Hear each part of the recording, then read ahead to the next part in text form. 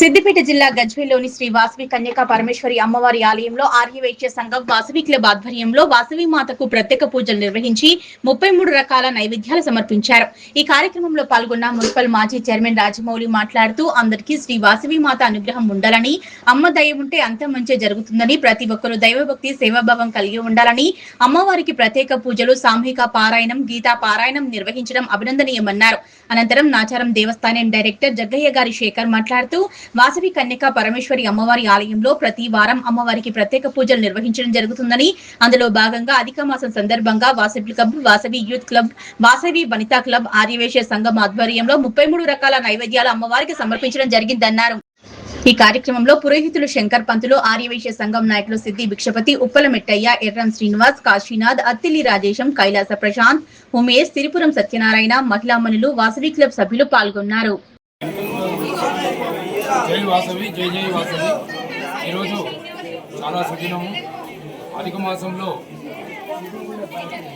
అమ్మవారి సేవలో శ్రీ వాసవి మాత దేవాలయ ప్రాంగణంలో గజ్వేల్ మహిళామణులు, ఆర్యవైశ్య మహాసభ, వాసవి క్లబ్, వనితా క్లబ్ మహిళామణులందరూ కలిసి కూడా అధిక వాయనములు తీసుకుని వచ్చి అమ్మవారికి నివేదించి నిత్యము అమ్మవారి సేవలో ఉన్నటువంటి శంకర్ పంతులు దంపతులకు వారికి కూడా ఇవ్వడము జరిగింది. ఈ సందర్భంగా ఈ కార్యక్రమంలో పాల్గొన్నటువంటి ప్రతి మహిళామణికి, ప్రతి కుటుంబానికి ఆ జగన్మాత శక్తి స్వరూపిణి వాసవి మాత ఆశీస్సులు ఉండాలని, ఇందులో పాల్గొన్నటువంటి ప్రతి కుటుంబానికి కూడా ఆయురారోగ్య ఐశ్వర్యాలు ప్రసాదించాలని కోరుకుంటూ ఈ యొక్క చక్కని కార్యక్రమాన్ని ఏర్పాటు చేసినటువంటి మహిళా సోదరులకు అందరికీ కూడా, అలాగే ఈరోజు శుక్రవారం అమ్మవారి దేవాలయంలో భజన కార్యక్రమంలో పాల్గొన్నటువంటి ప్రతి భక్తునికి అమ్మలకు కూడా అందరికీ కూడా ఆ వాసవి మాత ఆశీస్సులు ఉండాలని కోరుకుంటూ జై వాసవి, జై జై వాసవి. ఈరోజు వాసవి అమ్మవారి ఆలయంలో అధిక మాసం సందర్భంగా అమ్మవారికి 33 రకాల మంత్రి గారికి అమ్మవారికి వాయినం ఈ కార్యక్రమాన్ని సహకరించిన మహిళామణులు, అందరి వయసు సోదరు అందరికీ పేరున కృతజ్ఞతలు. ఇలాంటి కార్యక్రమాలు ఎన్నో కార్యక్రమాలు చేయాలని ఒక్కరు సహకరించారు. అమ్మవారు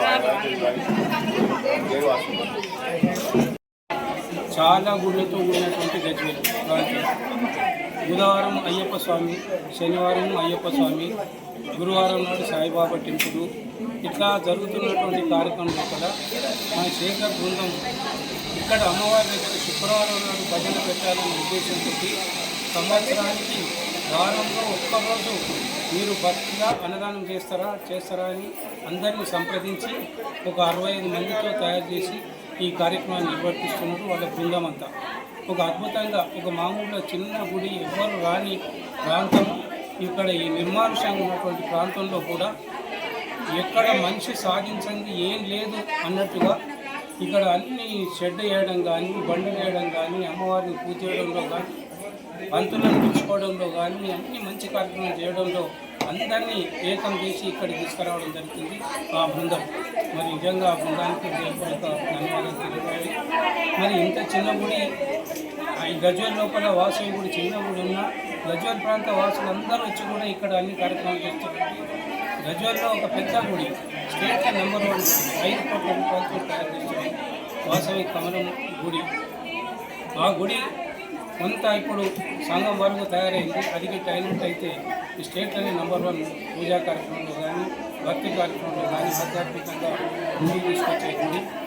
ఆ గుడి కూడా వీళ్ళు భక్తి శ్రద్ధలతో మంచి ముందుకు వచ్చి చేసినట్టయితే అది కూడా మంచి సఫలీకృతమైతే మంచి సాధించాలి.